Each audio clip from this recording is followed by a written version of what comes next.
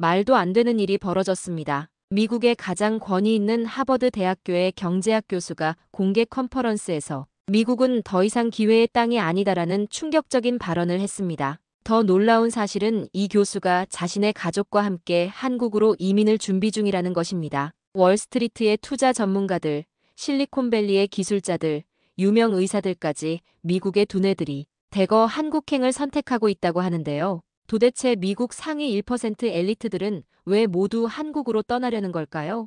오늘의 사연 바로 만나보겠습니다. 저는 미국 하버드 대학교에서 20년간 경제학을 가르쳐온 에드워드 밀러라고 합니다. 제가 가르치는 경제학은 늘 수치와 모델로 이루어진 냉정한 학문이었죠. 하지만 지난 5년간 제 눈앞에서 펼쳐진 미국의 변화는 어떤 경제 모델로도 설명할 수 없을 정도로 충격적이었어요. 그날은 보스턴의 평범한 가을 날씨였습니다. 제가 매년 참석하는 글로벌 경제 컨퍼런스에서 연구 결과를 발표하는 날이었죠. 청중석에는 월스트리트의 금융인들, 실리콘밸리의 테크 기업 CEO들, 그리고 전 세계 경제학자들이 앉아 있었습니다. 평소라면 무척 긴장했을 자리였지만 그날따라 제 마음은 이상하게 차분했어요. 아마도 제가 발표할 연구 결과에 확신이 있었기 때문이겠죠. 미국은 더 이상 기회의 땅이 아닙니다. 제 입에서 이 말이 나오는 순간 장내가 얼어붙었습니다. 수백 명의 청중들이 숨소리조차 내지 않더군요. 하버드 교수가 공개석상에서 미국의 몰락을 선언하는 것은 거의 반역과 같은 일이었으니까요. 그 순간 뒷줄에 앉아있던 월스트리트 투자은행 CEO의 얼굴이 불그락푸르락해지는 게 보였습니다. 그러나 저는 계속 발표를 이어갔어요. 지난 10년간의 데이터를 분석한 결과 미국을 떠나 한국으로 이주하는 고학력 전문직 인구가 매년 38%씩 증가하고 있습니다. 특히 의사, 변호사, IT 전문가, 금융인들이 많았죠. 청중석에서 웅성거림이 들렸습니다. 슬라이드에 나타난 그래프는 거짓말을 하지 않았어요. 제가 인터뷰한 사례들을 소개했습니다. 실리콘밸리에서 일하다 서울로 이주한 소프트웨어 엔지니어, 뉴욕의 금융회사를 떠나 한국 기업에 합류한 애널리스트, 보스턴의 명의가 서울의 의료센터로 자리를 옮긴 이야기들이었죠. 한국은 불과 70년 전 6.25 전쟁으로 폐허가 되었지만 지금은 세계 10위권 경제대국으로 성장했습니다. 1960년대 한국의 1인당 GDP는 아프리카 최빈국 수준이었지만 지금은 선진국 반열에 올랐죠. 이것이 우리가 주목해야 할 이유입니다. 청중들 사이에서 불편한 웅성거림이 커졌습니다. 제 발표는 계속되었어요. OECD 국가 중 가장 빠른 속도로 디지털 전환을 이룬 나라가 바로 한국입니다. 미국이 250년 동안 이룬 발전을 한국은 단 60년 만에 달성했습니다. 이것이 우리가 주목해야 할 이유입니다. 발표가 끝나자 질문 시간이 시작되었습니다. 첫 번째 질문자는 대형 보수 언론사의 경제 담당 기자인 리처드 그린이었어요. 밀러 교수, 당신의 이런 발표가 미국 경제에 악영향을 줄 것이라고 생각하지 않습니까? 애국심이라는 건 없습니까? 그의 목소리는 분노로 떨리고 있었습니다. 저는 차분히 대답했어요. 저는 경제학자입니다. 데이터가 말하는 진실을 전달하는 것이 제 의무죠. 애국심과는 관련이 없습니다. 그린은 자리에서 일어나 더 날카롭게 물었습니다. 당신 같은 교수가 미국을 배신하는 발언을 하는 것이 얼마나 위험한지 아십니까? 이건 학문적 견해가 아니라 정치적 선동입니다. 청중 사이에서 술렁임이 커졌고 사회자가 급히 다음 질문으로 넘어갔어요. 하지만 그린 기자의 눈빛에서 이 일이 여기서 끝나지 않을 거라는 느낌이 들었습니다. 컨퍼런스가 끝나고 집으로 돌아오는 길 휴대폰이 쉴 새 없이 울렸습니다. 동료 교수들, 언론사, 심지어 정부 기관에서까지 연락이 왔어요. 집에 도착했을 때는 이미 제 발표 내용이 주요 뉴스와 소셜미디어에서 빠르게 퍼지고 있었습니다. 하버드 교수, 미국은 몰락 중이라 주장이라는 헤드라인이 온라인을 뜨겁게 달구고 있었죠. 저녁 식사 테이블에서 아내 마거릿이 걱정스러운 눈빛으로 제 발표가 많은 논란을 일으키고 있다며 괜찮은지 물었습니다. 저는 어깨를 으쓱하며 단지 데이터가 말해주는 사실을 발표한 것뿐이고 경제학자로서 제 의무를 다했을 뿐이라고 대답했죠. 18살 아들 제이든이 조심스럽게 말을 꺼내며 학교에서 친구들이 아버지의 발표 영상을 공유하고 있으면 일부 학생들은 배신자라는 표현까지 사용하고 있다고 전했습니다. 제이든의 목소리에는 분명한 불안감이 묻어 있었죠. 저는 아들을 안심시키며 이것은 단지 학문적 연구일 뿐이고 곧 사람들의 기억에서 잊혀질 것이라고 말했습니다. 하지만 그날 밤 저는 이 일이 단순한 학문적 논쟁으로 끝나지 않을 것이라는 불길한 예감이 들었습니다. 그리고 그 예감은 너무나 정확했죠. 제 삶은 그 발표를 기점으로 완전히 다른 방향으로 흘러가기 시작했으니까요. 발표 다음 날 아침, 저는 평소처럼 교수 연구실로 향했습니다. 캠퍼스는 여느 때와 같이 분주했지만 사람들의 시선이 느껴졌죠. 평소에는 학생들이 반갑게 인사를 건네곤 했는데 그날은 묘하게 저를 피하는 듯한 느낌이 들더군요. 연구실 문 앞에 도착했을 때 그 이유를 알게 되었습니다. 문에는 붉은 스프레이 페인트로 배신자라는 글자가 크게 써져 있었습니다. 바로 경비실에 신고하고 청소를 요청했지만 그 글자가 제 마음에 남긴 충격은 지워지지 않았죠. 그날 오후 하버드 총장실에서 연락이 왔습니다. 총장님은 저를 직접 만나고 싶다고 했습니다. 사무실에 들어갔을 때 표정이 심각했습니다. 총장님은 제 발표가 대학에 미칠 영향에 대해 우려하고 있었고 앞으로는 좀 더 신중하게 발언해 줄 것을 당부했습니다. 저는 그저 학문적 연구 결과를 발표했을 뿐이라고 설명했지만 그의 표정에서 이미 결정이 내려졌음을 읽을 수 있었죠. 집으로 돌아가는 길, 주차장에서 차키를 찾고 있을 때 누군가 제 뒤에서 말을 걸었습니다. 돌아보니 리처드 그린이었어요. 그는 컨퍼런스에서보다 더 날카로운 눈빛으로 저를 쏘아보며 경고했죠. 미국을 폄하하는 발언을 계속한다면 더 큰 문제에 직면하게 될 것이라고 말이죠. 그의 말에는 위협이 담겨 있었습니다. 저는 차분하게 대응했지만 등 뒤로 식은땀이 흘렀습니다. 집에 도착했을 때 마거릿은 이미 뉴스를 통해 상황을 알고 있었습니다. 그녀는 조용히 차를 준비하고 저와 함께 거실에 앉았습니다. 마거릿의 눈에는 걱정이 가득했지만 동시에 의사로서의 냉정함도 있었죠. 그녀는 이런 상황이 계속된다면 우리 가족의 안전을 생각해야 한다고 말했습니다. 저는 그저 진실을 말했을 뿐인데 이렇게까지 상황이 악화될 거라고는 상상도 못했다고 털어놓았죠.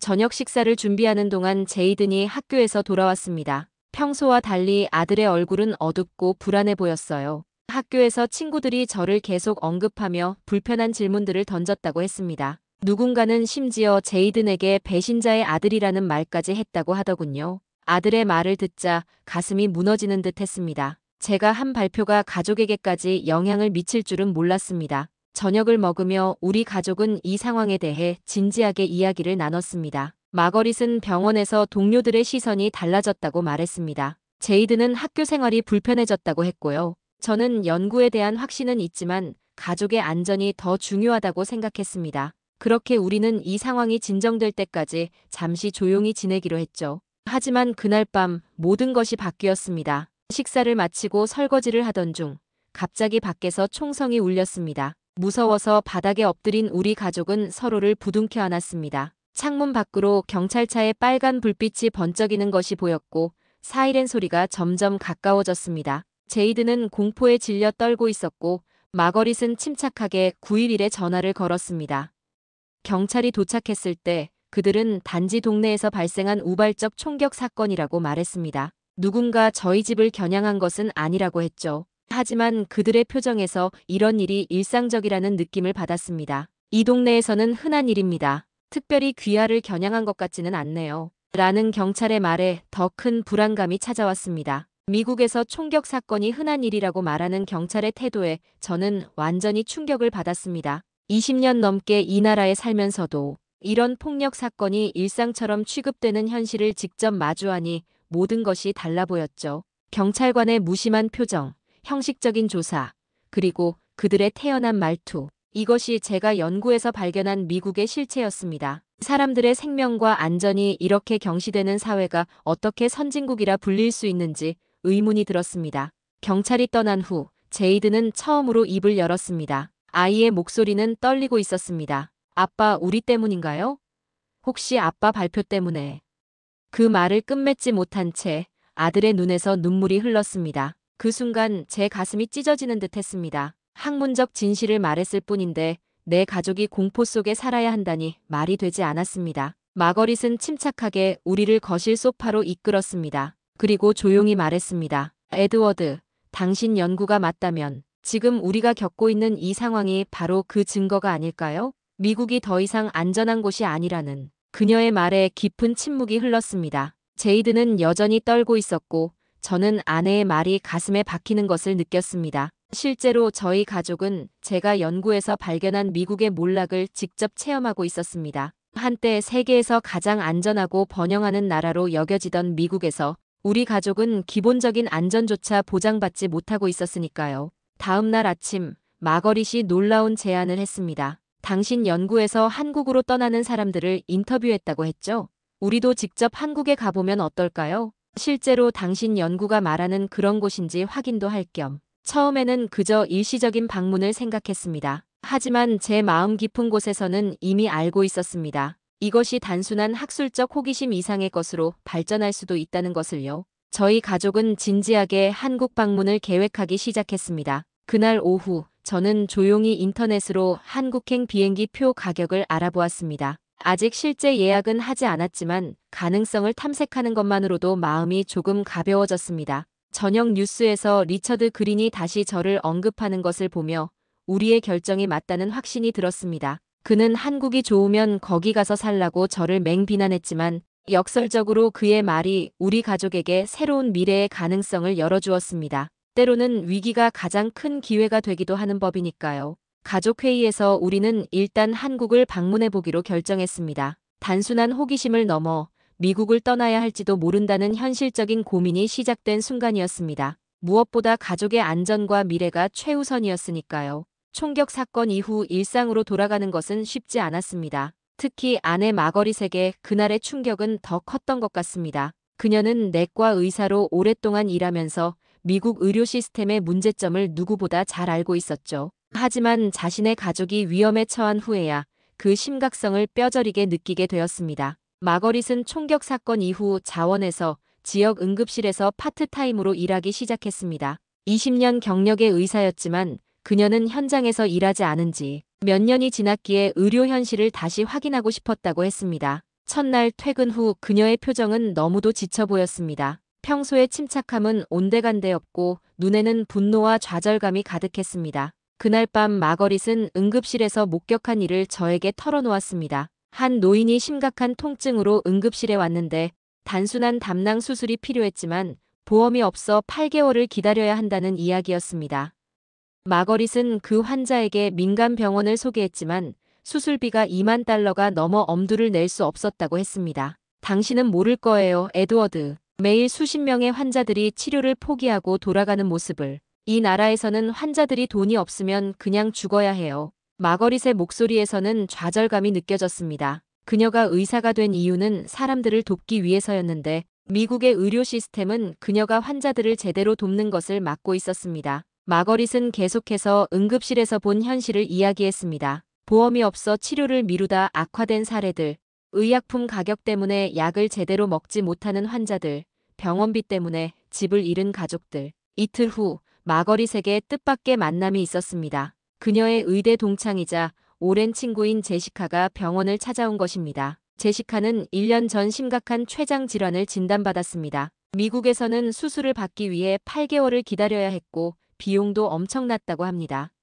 하지만 그녀는 대안을 찾았습니다. 바로 한국으로 가서 치료를 받는 것이었죠. 마거릿은 제시카의 이야기를 듣고 완전히 충격을 받았습니다. 제시카는 한국에 도착한 지 일주일 만에 모든 검사와 수술을 끝냈다고 했습니다. 게다가 미국에서 받았다면 감당하기 어려울 정도로 비싼 수술비가 한국에서는 훨씬 저렴하게 해결되었다고 했습니다. 비용은 미국의 10분의 1 수준이었고 대기 시간은 32분의 1로 줄어든 셈이었습니다. 그날 저녁 마거릿은 제시카의 이야기를 저에게 전해주었습니다. 그녀의 눈은 반짝이고 있었습니다. 처음으로 희망을 본 듯했죠. 에드워드, 제시카가 보여준 한국 병원 사진을 봤어요. 미국의 최고급 병원보다 더 현대적이고 깨끗했어요. 의사들은 모두 영어를 유창하게 구사하고 장비는 최첨단이었대요. 마거릿은 제시카에게 들은 한국 의료 시스템의 장점들을 하나하나 열거했습니다. 전 국민이 가입된 건강보험제도, 3-4시간 안에 모든 검사를 끝낼 수 있는 원스톱 의료 서비스, 세계 최고 수준의 암 생존율, 첨단 로봇 수술 기술까지. 미국 의료비로 수술 한 번 받으면 파산이에요. 하지만 제시카는 한국에서 치료받고도 여행을 즐길 여유가 있었대요. 이게 정상적인 의료 시스템 아닐까요? 그날 밤 이후 마거릿은 한국의 의료 시스템에 대해 집중적으로 알아보기 시작했습니다.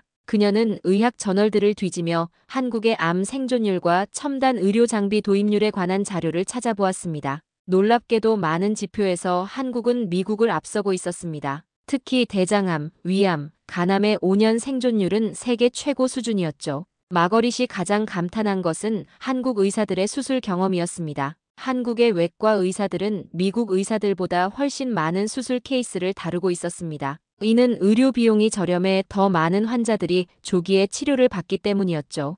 결과적으로 한국 의사들은 더 많은 경험을 쌓고 더 높은 성공률을 보이고 있었습니다. 또한 마거릿은 한국의 통합의료 시스템에도 깊은 관심을 보였습니다. 한의학과 서양의학이 조화롭게 결합된 시스템으로 환자들에게 다양한 치료 옵션을 제공하고 있었습니다. 이는 마거릿이 늘 꿈꿔왔던 환자 중심 의료의 모습이었죠. 일주일간의 집중적인 조사 끝에 마거릿은 저에게 결정적인 말을 했습니다. 에드워드, 나는 이제 확신해요. 미국의 의료 시스템은 돈을 벌기 위한 것이고 한국의 의료 시스템은 사람을 살리기 위한 것이에요. 우리가 한국을 방문해야 할 이유가 또 하나 생겼네요. 그녀의 말은 단순한 감정적 반응이 아니라 의학 전문가로서 내린 냉정한 판단이었습니다. 20년 경력의 의사가 자국의 의료 시스템을 포기하고 다른 나라의 시스템을 선택한다는 것은 그만큼 현실이 심각하다는 의미였습니다. 마거릿의 이야기를 들으며 제 연구 결과가 다시 한번 확인되는 느낌이었습니다. 제가 경제 데이터를 통해 발견한 미국의 몰락과 한국의 부상은 의료 분야에서도 명확하게 나타나고 있었습니다. 이제 우리 가족은 한국 방문에 대한 또 다른 이유를 갖게 되었습니다. 단순한 안전의 문제를 넘어 더 나은 삶의 질을 찾기 시작한 것입니다.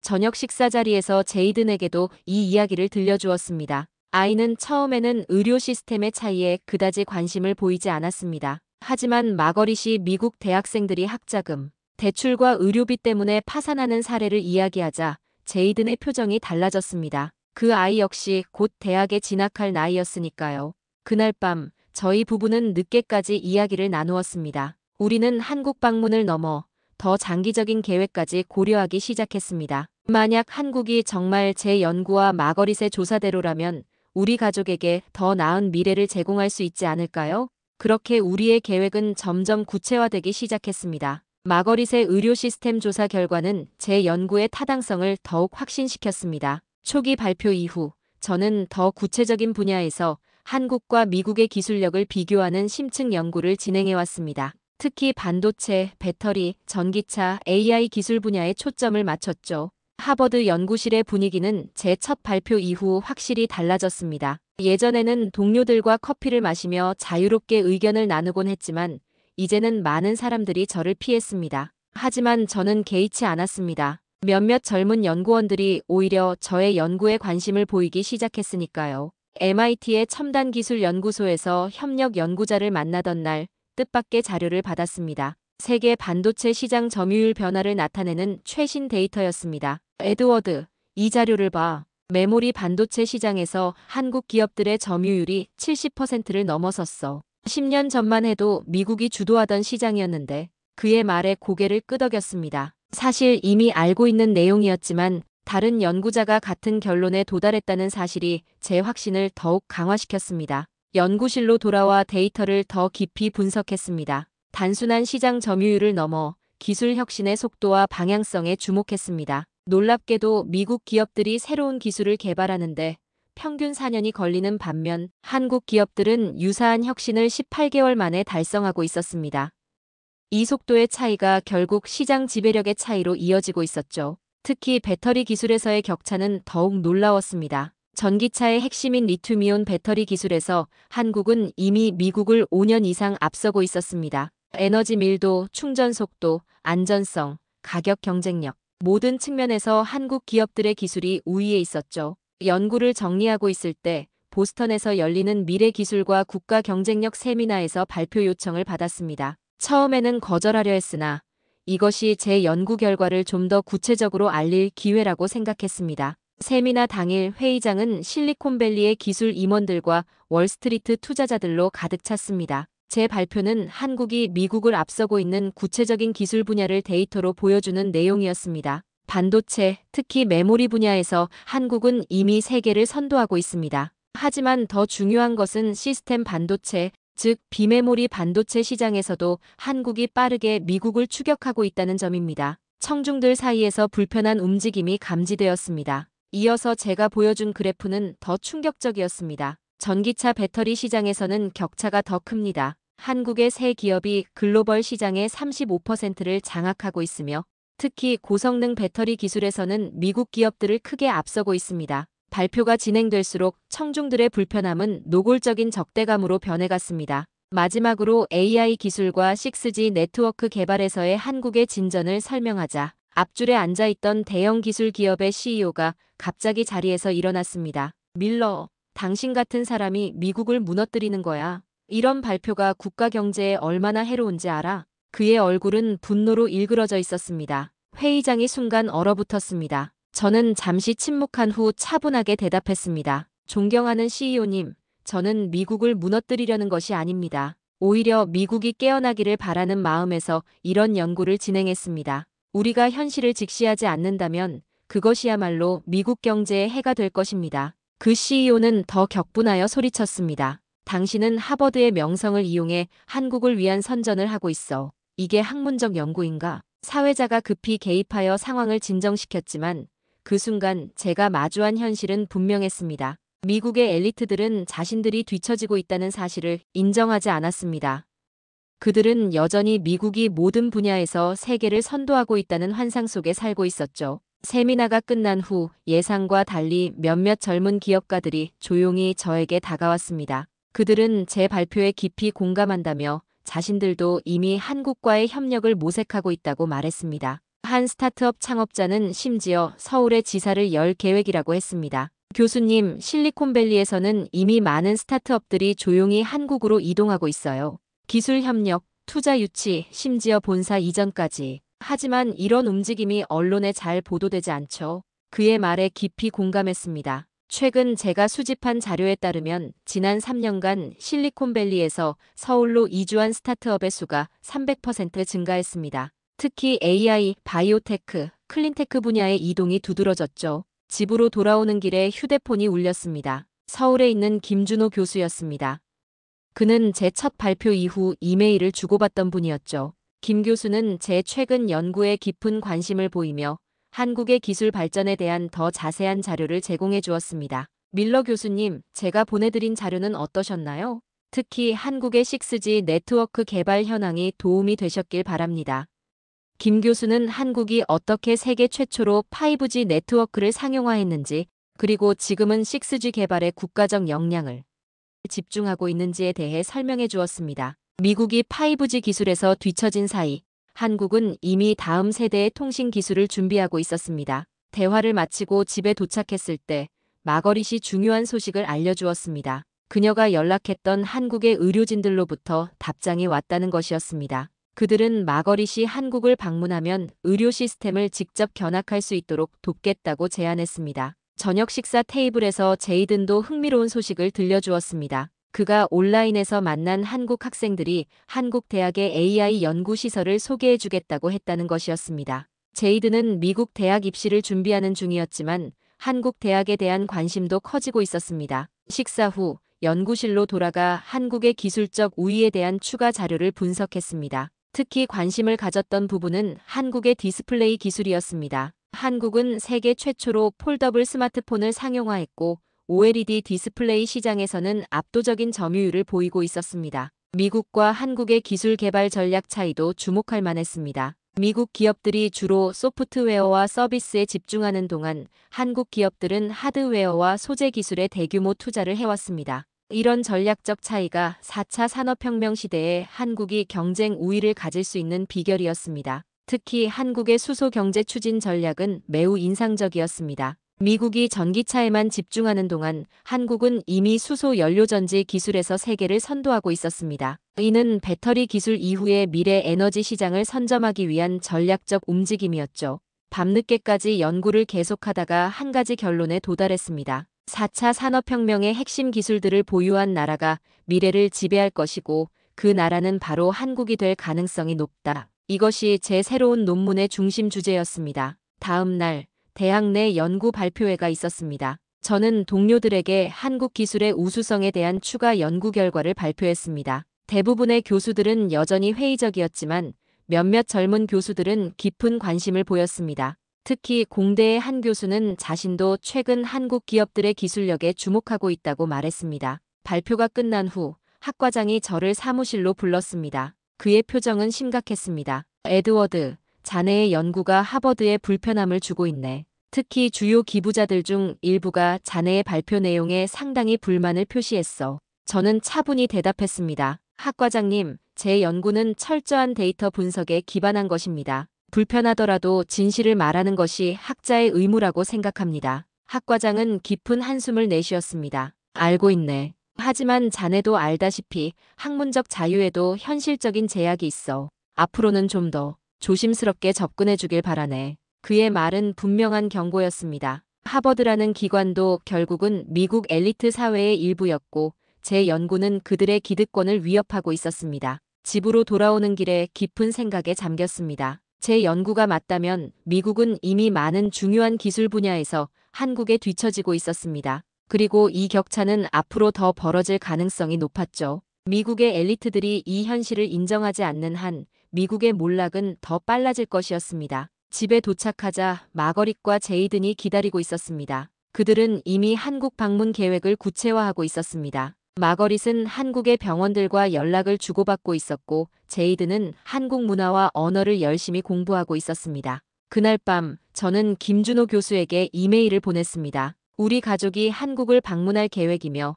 그곳에서 직접 한국의 기술 발전을 확인하고 싶다는 내용이었습니다. 김 교수는 즉시 환영한다는 답장을 보내왔고 서울에서의 일정을 도와주겠다고 약속했습니다. 저희 가족은 새로운 발걸음을 앞두고 있었습니다. 연구로만 접했던 한국의 현실을 직접 확인하고 미래의 가능성을 직접 탐색하기 위한 첫걸음이었습니다. 그리고 이 결정은 우리 가족의 인생을 완전히 바꿔놓았습니다. 인천국제공항에 도착했을 때의 첫 느낌을 아직도 생생히 기억합니다. 기내에서 12시간을 보낸 후 지친 상태였지만 공항에 발을 딛는 순간 새로운 에너지가 느껴졌습니다. 공항은 믿을 수 없을 정도로 깨끗했고 모든 것이 효율적으로 움직이고 있었습니다. 입국 심사는 자동화된 시스템으로 몇 분 만에 끝났고 수화물도 놀라울 정도로 빠르게 찾을 수 있었습니다. 마거릿은 공항 화장실의 청결함에 놀라워했습니다. 에드워드, 이곳은 병원보다 깨끗해요. 미국 최고급 공항의 화장실도 이 정도는 아니었죠. 그녀의 말에 고개를 끄덕였습니다. 작은 부분에서부터 차이가 느껴졌습니다. 김준호 교수가 직접 공항으로 마중 나와 있었습니다. 그는 50대 초반의 단정한 차림새의 남성이었고 따뜻한 미소로 저희를 반겼습니다. 김 교수는 하버드에서 박사 학위를 받은 후 한국으로 돌아와 대학 교수로 재직 중인 국제경제학 전문가였습니다. 밀러 교수님, 한국에 오신 것을 환영합니다. 가족분들도요. 이곳에서의 시간이 유익하고 즐거우시길 바랍니다. 김 교수는 공항에서 나오는 길에 저희에게 한국의 교통 시스템에 대해 설명했습니다. 그의 차에 타자마자 제이드는 차 안의 첨단 기능들에 감탄했습니다. 내비게이션 시스템은 실시간으로 교통 상황을 분석하며 최적의 경로를 제시했고 차 내부의 공기 정화 시스템은 미세먼지 수치까지 보여주었습니다. 서울로 향하는 고속도로에서 본 풍경은 상상했던 것과 달랐습니다. 도로 양쪽으로 첨단 기업들의 본사 건물들이 늘어서 있었고 곳곳에 태양광 패널이 설치되어 있었습니다. 김 교수에 따르면 한국은 재생에너지 전환에도 적극적으로 나서고 있었습니다. 서울 시내에 들어서자 도시의 역동성이 느껴졌습니다. 초고층 빌딩들과 전통적인 한옥이 어우러진 풍경이 인상적이었습니다. 특히 눈에 띄었던 것은 도시 곳곳에 있는 공원과 녹지였습니다. 김 교수는 서울이 최근 몇 년간 도시 환경 개선에 큰 투자를 했다고 설명했습니다. 호텔에 체크인한 창문 밖으로 보이는 서울의 전경은 압도적이었습니다. 수많은 건물들 사이로 한강이 흐르고 있었고 멀리 남산타워가 보였습니다. 도시 전체가 LED 조명으로 빛나고 있었고 그 모습은 미래 도시를 연상케 했습니다. 저녁 식사를 위해 김 교수가 추천한 레스토랑으로 향했습니다. 지하철을 타기 위해 역으로 내려갔을 때 첫 번째 충격을 받았어요. 지하철역은 믿을 수 없을 정도로 깨끗했고 모든 안내 표시는 한국어와 영어로 되어 있어 외국인도 쉽게 이용할 수 있었습니다. 플랫폼에는 스크린 도어가 설치되어 있어 안전사고를 방지하고 있었죠. 지하철 내부는 더 놀라웠습니다. 조용하고 깨끗한 객실, 와이파이가 완벽하게 연결되는 통신 환경, 실시간으로 다음 역과 환승 정보를 알려주는 디지털 디스플레이. 뉴욕 지하철과는 완전히 다른 세상이었죠. 식당에 도착하자 김 교수가 한국 전통 음식을 주문해 주었습니다. 테이블에는 수십 가지의 작은 반찬들이 놓였고 주요 요리로는 불고기와 된장찌개가 나왔습니다. 마거릿은 음식의 다양성과 건강한 구성에 감탄했습니다. 그녀는 의사로서 한국 음식의 영양학적 균형이 매우 뛰어나다고 평가했습니다. 식사 중에 김 교수는 한국의 역사와 빠른 발전에 대해 이야기했습니다. 1950년대 한국 전쟁 이후 우리나라는 완전히 폐허였습니다. 평균 소득이 아프리카 최빈국 수준이었죠. 하지만 우리 국민들은 교육과 기술 혁신에 모든 것을 걸었습니다. 그 결과가 지금 여러분이 보고 계신 한국입니다. 그의 말에 깊이 공감했습니다. 데이터로만 보았던 한국의 발전 이야기를 직접 경험한 사람에게서 듣는 것은 완전히 다른 느낌이었습니다. 김 교수에게 한국 발전의 핵심 요인이 무엇이냐고 물었습니다. 교육에 대한 열정과 위기를 기회로 바꾸는 능력입니다. 우리는 자원이 없었기 때문에 인적 자원을 개발할 수밖에 없었습니다. 또한 매번 위기가 올 때마다 더 혁신적으로 변화했죠. 식사를 마치고 나왔을 때는 이미 늦은 밤이었습니다. 하지만 서울의 거리는 여전히 활기차고 안전해 보였습니다. 젊은 여성들이 혼자서도 걱정 없이 거리를 다니는 모습이 인상적이었습니다. 호텔로 돌아오는 길에 편의점에 들렀어요. 24시간 영업하는 편의점은 생각보다 훨씬 다양한 물건들로 가득 차 있었고 놀랍게도 신선한 음식들도 진열되어 있더군요. 계산할 때는 현금이 필요 없었습니다. 모든 걸 모바일로 쓱하니 결제하니 너무 편리했죠. 호텔 방으로 돌아온 후 저희 가족은 첫날의 경험에 대해 이야기를 나눴습니다. 제이드는 지하철에서 모든 사람들이 공부하는 모습을 보고 이곳이 정말로 미래의 나라 같다며 꿈을 향해 달리는 나라라고 흥분된 목소리로 감탄했습니다. 마거릿도 청결함과 효율성, 그리고 사람들의 예의 바른 태도가 가장 인상적이었으며 이런 것들이 미국에서는 점점 사라져가는 가치들이라며 동의의 뜻을 표했습니다. 다음 날 김 교수님이 우리를 태우러 와서 서울의 기술 명소들을 구경시켜 주셨어요. 삼성 디지털 시티에 들어서는 순간부터 입이 다물어지지 않았습니다. 클린룸 안에서는 로봇들이 복잡한 춤을 추듯 움직이며 반도체를 만들고 있었고 모든 것이 인공지능으로 완벽하게 조율되는 광경이 마치 SF 영화 속 장면 같았죠. 서울대 인공지능센터에서 만난 젊은 연구원들의 눈빛에서는 열정이 넘쳐 흘렀어요.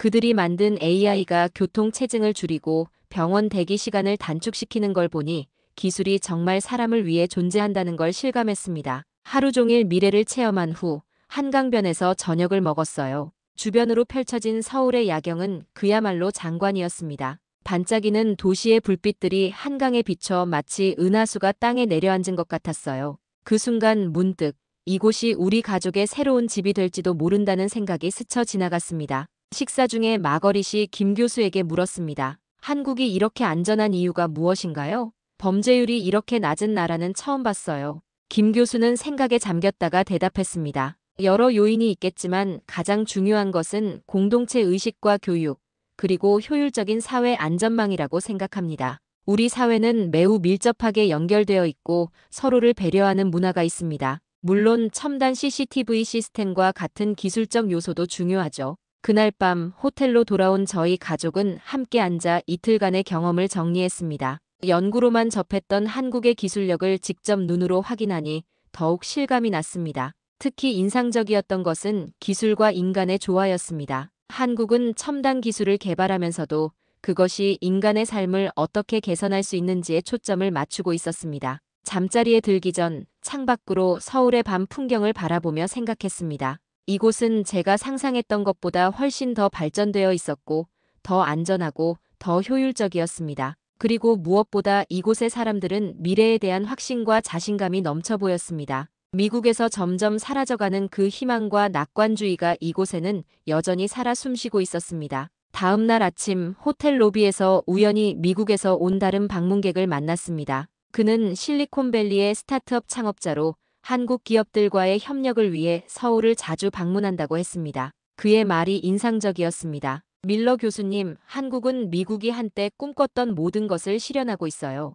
기회의 평등, 안전한 사회, 기술 혁신, 효율적인 공공 서비스. 저는 이미 가족을 이곳으로 이주시킬 계획을 세우고 있습니다. 그의 말에 깊이 공감했습니다. 불과 3일 만에 저희 가족도 비슷한 생각을 하기 시작했으니까요. 한국에서의 경험은 저의 연구 결과를 직접적으로 확인시켜 주었습니다. 이곳은 정말로 미래를 향해 나아가는 나라였고 미국은 과거의 영광에 안주한 채 뒤처지고 있었습니다. 그날 오후 마거릿이 서울의 한 대형 병원을 찾았습니다. 저녁에 만난 그녀의 눈빛은 마치 새로운 세상을 발견한 사람처럼 반짝였어요. 한국의 의료 시스템에 완전히 감탄했다며 환자 한 명이 모든 검사를 받는데 단 몇 시간도 걸리지 않았다고 놀라워했습니다. 미국에서라면 같은 검사를 위해 여러 병원을 오가며 몇 주, 때로는 몇 달을 기다려야 할 일이었죠. 의사들의 뛰어난 전문성과 최첨단 의료 장비를 보고 그녀의 의사로서의 열정이 다시 타오르는 것을 느꼈습니다. 저 역시 경제연구소에서 본 한국의 미래 산업 전략에 깊은 인상을 받았습니다.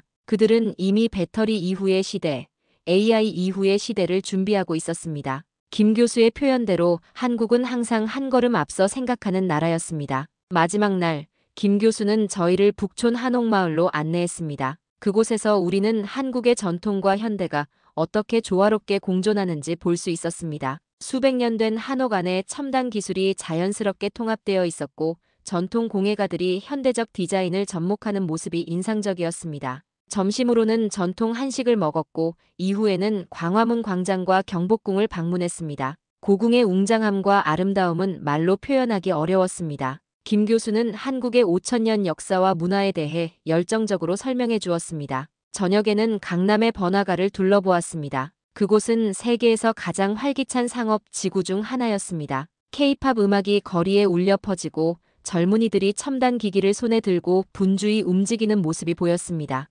제이드는 한국 게임 회사의 플래그십 스토어에서 최신 가상현실 게임을 체험하며 환호성을 질렀습니다. 마지막 저녁 식사 자리에서 김 교수는 저에게 한국에 대한 인상과 연구 결과와 실제 경험 사이의 차이점을 물었습니다. 잠시 생각에 잠긴 후 저는 실제 한국이 제 연구 결과보다 훨씬 더 인상적이며 데이터만으로는 포착할 수 없는 문화적, 사회적 측면들이 있다고 솔직히 털어놓았습니다. 특히 안전함과 효율성, 그리고 사람들에게서 느껴지는 미국에서는 점점 찾아보기 힘든 긍정적 에너지에 깊은 감명을 받았다고 설명했지요. 마거릿도 대화에 참여해 한국은 단순한 기술 강국이 아니라 삶의 질을 중요시하는 나라라는 점, 그리고 모든 시스템이 사람을 위해 존재한다는 느낌을 받았다며 공감을 표했습니다. 이에 김 교수는 의미심장한 미소를 지으며 저희 가족이 한국에 좀 더 오래 머물러 볼 생각이 없는지 조심스럽게 물었고 그 질문에 우리 가족은 서로를 바라보았습니다.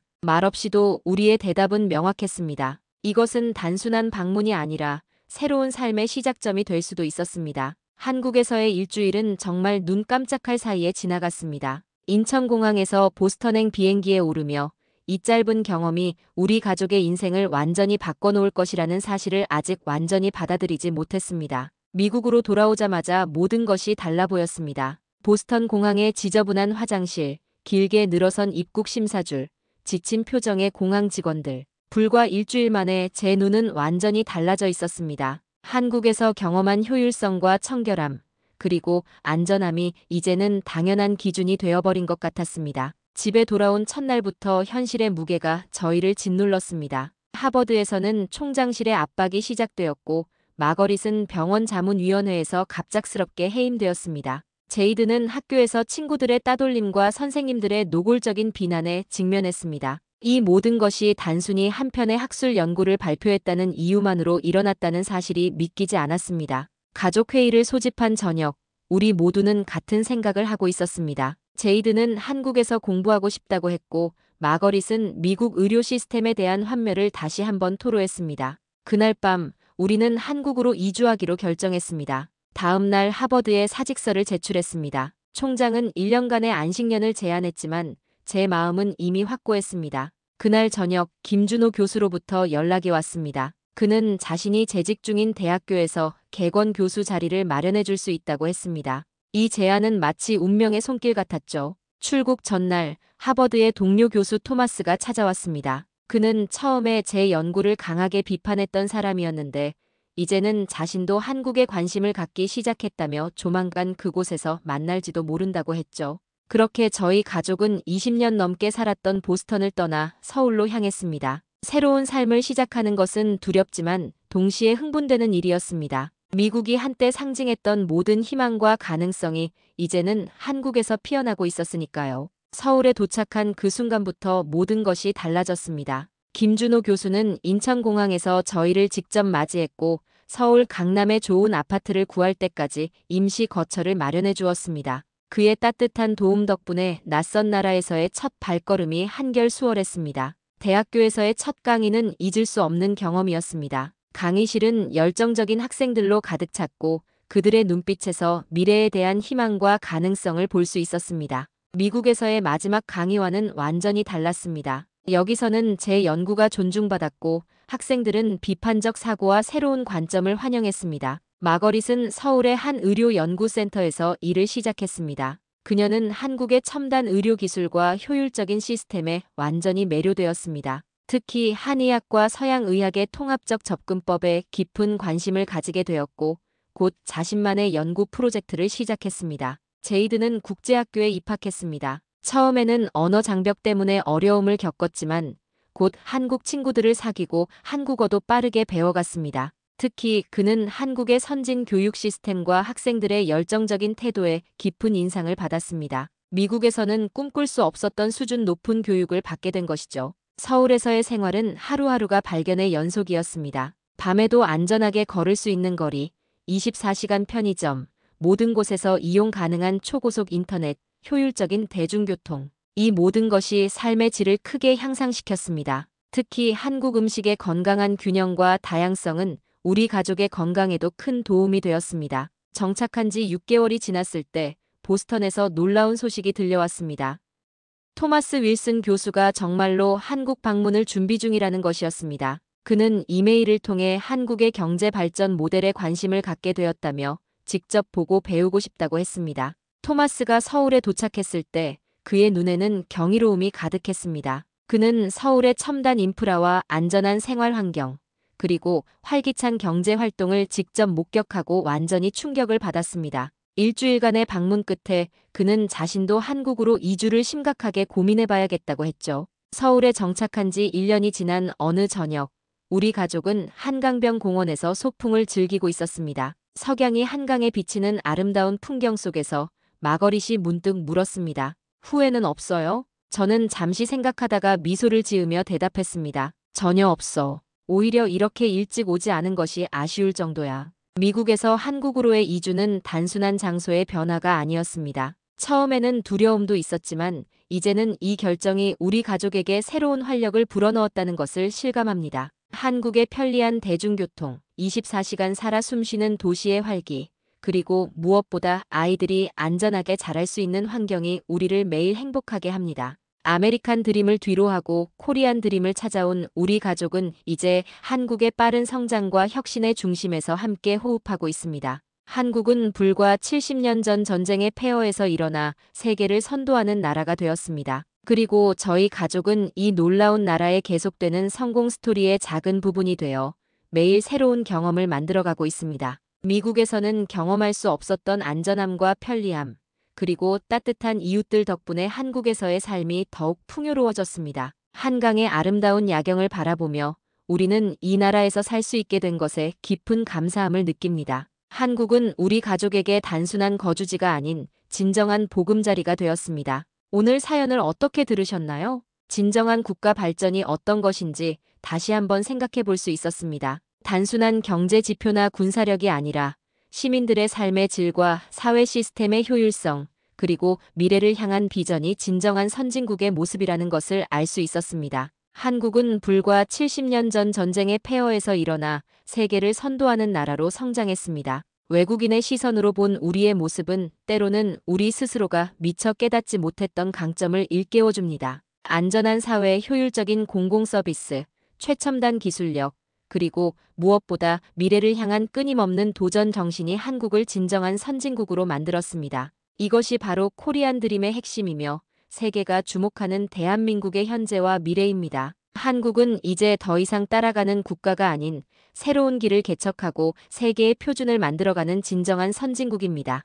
오늘 사연에 대한 여러분의 생각을 댓글로 남겨주세요. 다음에 더 재밌는 사연으로 돌아오겠습니다. 오늘도 귀한 시간 내주셔서 감사합니다. 지금까지 감동 신호등이었습니다.